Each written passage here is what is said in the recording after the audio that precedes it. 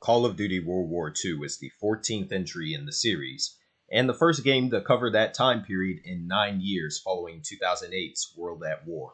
The campaign, which is what this retro covers specifically, follows the European theater with a squad from the 1st Infantry Division. The battles mainly follow the events of Operation Overlord. You control Ronald Daniels, codenamed Red, and follow his journey along with his squad mates for the duration of the campaign. This is the first game I played during my Call of Duty campaign binge earlier this year. By the end of the runtime, I left mostly satisfied because of the story. However, I was also left sour with disappointment due to some glaring omissions from the war. This is probably my biggest critique against this game. I really wanted to see other battles from World War II presented in this game, specifically the Battle of Berlin, which was crucial and ultimately led to the end of the Nazis and the rest of the Axis powers. That was also the battle in which Adolf Hitler committed suicide, both him and his wife or mistress. That crucial battle was omitted along with the rest of the Eastern Front of the war, which, according to renowned historians like British historian Geoffrey Roberts, for example, the Eastern Front makes up the vast majority, more than half of the battles fought in World War II. Of course, adding such a battle may have been a bit difficult since this game clearly only follows the United States' involvement in the war. And when I say difficult, I mean impossible. And the United States' involvement in the war was limited only to the Western Front.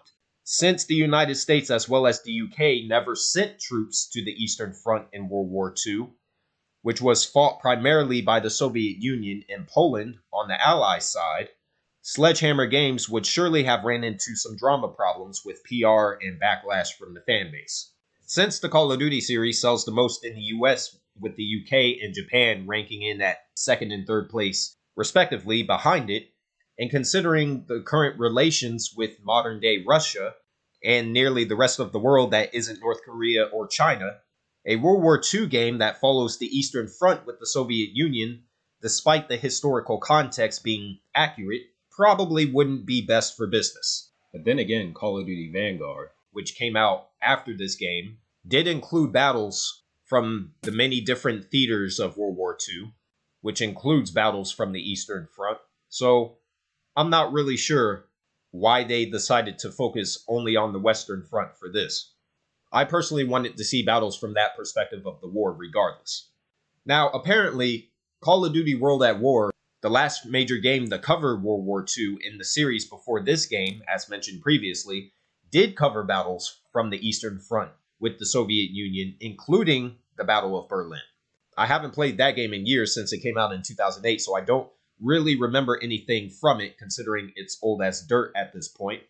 However, it would have been nice to see battles from the Eastern Front, which was far more important in the Second World War, in a more modern game, but alas, Sledgehammer, I feel, missed a big opportunity here. The Western Front of World War II saw less battles compared to the Eastern Front, which was significantly larger. There were more combatants killed in the Eastern Front than all of the combat theaters of the war combined. It seems strange that this company would design a World War II game that focuses only on the Western Front and completely omit the Eastern Front, including the most important battles of the war, like the Battle of Berlin, like the Battle of Stalingrad, like the Battle of Okinawa, as some notable examples. Now, moving on to the story. From what's presented here, I enjoyed it. The characters were likable, the acting performances were far stronger here than they were in Infinite Warfare or Black Ops 3. But again, the story, like the game itself, feels rather limited, probably because it only offers one perspective of the overall war, which is far greater in scope than what this game projects. Another obvious problem with World War II is that the game is of course set in World War II, meaning all of the gameplay innovations from the previous 3 games in the series have been naturally discarded, returning the game back to the typical boots-on-ground gameplay that Call of Duty has become cliché for. The result is that while the gameplay is solid, it's ultimately dull. This is an issue of lack of innovation, which Call of Duty has been criticized to hell and back for years, and it raises an important question. Do you implement more innovative gameplay mechanics at the cost of historical accuracy for the sake of gameplay, Or do you purposely hold back on such ideas to provide more authentic historical context?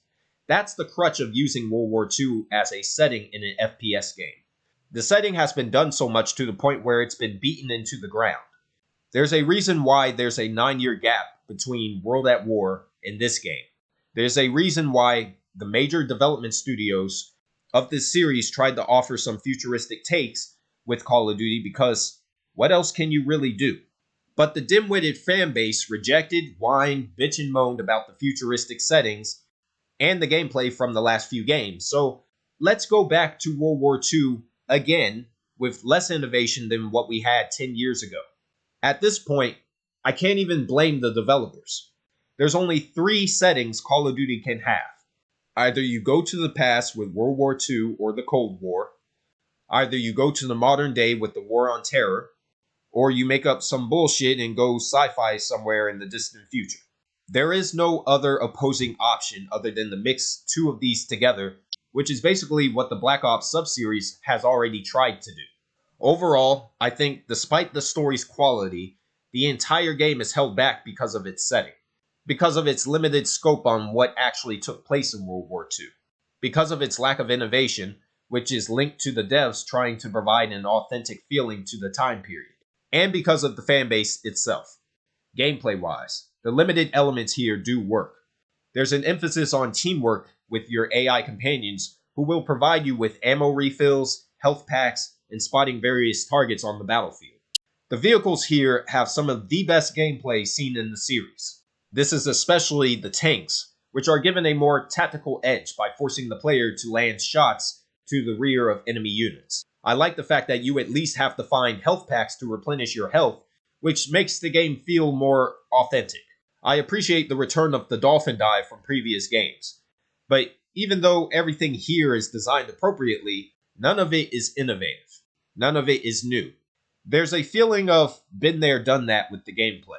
The mission structure is the best part of the gameplay, even when the level design feels a bit narrow.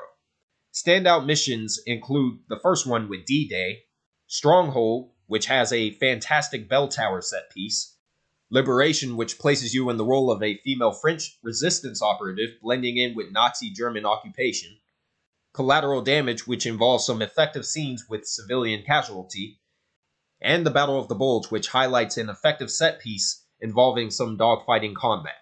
The rest are okay, but nothing special. Overall, the game is good, but there's nothing truly innovative about it. There's multiple missed opportunities here thanks to the limited perspective of the setting, and it ultimately feels like a step back for the series. Sergeant. Going home, Sergeant? I am home.